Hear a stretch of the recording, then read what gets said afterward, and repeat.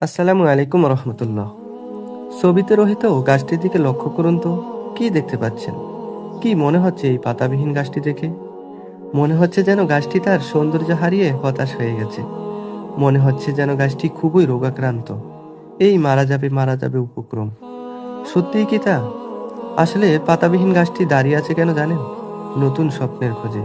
তার বিশ্বাস রয়েছে বছর শেষে নতুন রূপ নিয়ে সে তার সৌন্দর্য ফিরে পাবে।